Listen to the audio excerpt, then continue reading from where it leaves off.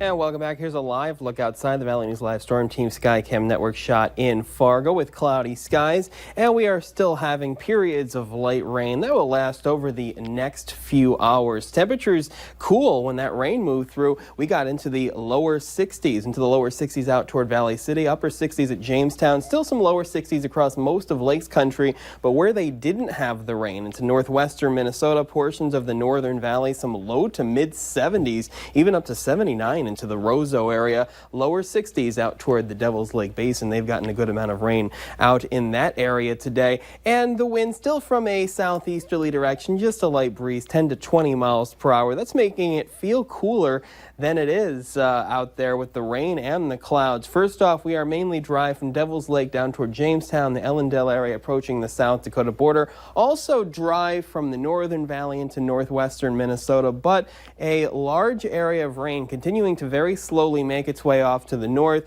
and to the east, including the Fargo area down toward the Wahpeton Breckenridge area across most of Lakes Country, and making your way off to the north and to the west of the Fargo area, Cooperstown, Mayville, all the way up toward the Langdon area, having some light rain. And this activity is again moving off to the north and to the east. So if you live off to the north and east of Fargo, prepare for more hours of rain as this frontal boundary makes its way through.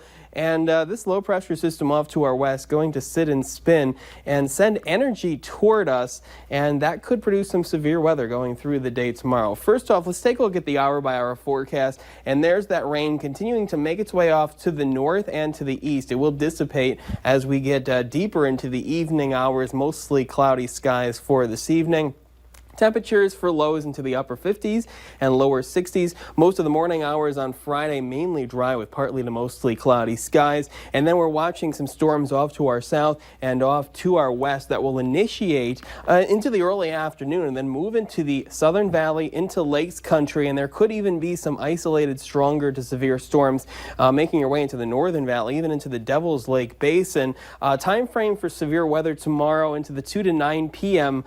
frame. The system will continue to move off to the east, and as soon as we lose daytime heating, the threat for severe weather will go down. Slight risk of severe weather for the Southern Valley, Lakes Country, and from the Devil's Lake area, Jamestown area, approaching the South Dakota border, and a marginal risk everywhere else. Marginal risk means one or two storms could become severe, and a better chance of more widespread severe storms or more organized severe storms in the slight risk area. Again, 2 to 9 p.m. tomorrow. Threats from this one: large hail, isolated damaging winds, and there's enough rotation in the atmosphere to be concerned about one or two tornadoes, especially into the Southern Valley tomorrow. Mainly cloudy skies, still cool though, a high of 74 in Fargo. Temperatures ranging from the upper 60s to mid 70s depending on where you are.